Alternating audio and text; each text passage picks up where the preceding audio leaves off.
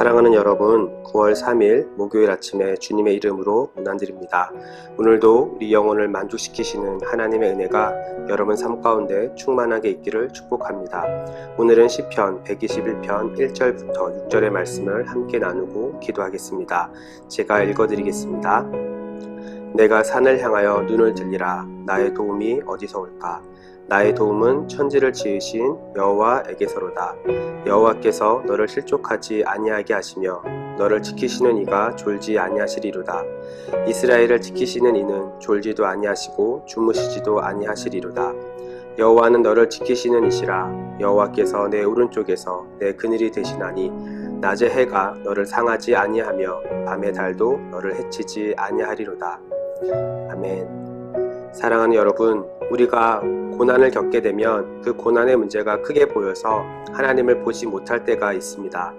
그런데 오늘 시편 기자는 눈을 들어야 한다고 말합니다. 눈을 들어 하나님을 볼 때 여러분을 지키시고 도와주시는 하나님을 볼 수 있다고 말합니다.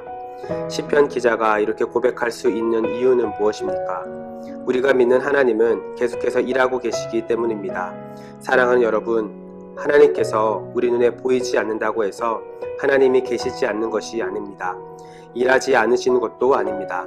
하나님께서 일하고 계시기에 우리는 오늘도 그분의 은혜 가운데 살아가는 것입니다. 오늘 하루를 허락해 주신 하나님을 의지하며 이 시간 함께 기도하겠습니다. 특별히 매주 목요일은 전도 및 선교 사명을 위해서 기도하는 날입니다. 오늘은 이 말씀 기억하면서 코로나 사태 속에서 연약함으로 막혀있는 교회들의 사역과 전도의 문이 열릴 수 있도록 함께 기도하겠습니다. 은혜로우신 하나님, 오늘도 우리에게 새날을 허락해 주시고 주님 앞에 나아가게 하시니 감사합니다. 온 나라가 코로나로 힘들어하고 있는 상황이지만 이러한 상황 속에서 우리를 구원하실 분은 오직 하나님밖에 없음을 인정하며 기도합니다. 주여, 무엇보다 이 나라와 민족을 불쌍히 여겨 주옵소서. 속히 코로나 바이러스로부터 벗어나게 하시고 이 땅의 모든 민족들이 일상을 회복하게 하옵소서. 모든 사람들의 생업을 지켜주사 먹고 마시고 수고함으로 낙을 누리는 것이 하나님의 선물임을 알게 하옵소서. 그리하여 매일 하루하루 살아가는 삶이 하나님의 은혜였음을 깨닫고 다시 한번 일상의 소중함을 기억하며 매일의 삶 가운데 베풀어 주신 하나님의 은혜를 발견하는 시간이 되게 하옵소서. 주여, 한국교회를 불쌍히 여기사 무너지고 있는 한국교회의 신뢰를 다시금 회복하게 하여 주옵소서. 우리 한국교회가 복음 앞에 바로 서게 하시고 하나님을 사랑하고 이웃을 사랑하는 이 세상의 본이 되는 공동체가 되게 하옵소서. 앞서 행하신 예수님을 따라가는 공동체가 되게 하사 어두운 세상 가운데 빛과 소금의 역할을 다시 감당할 수 있는 한국교회가 되게 하옵소서.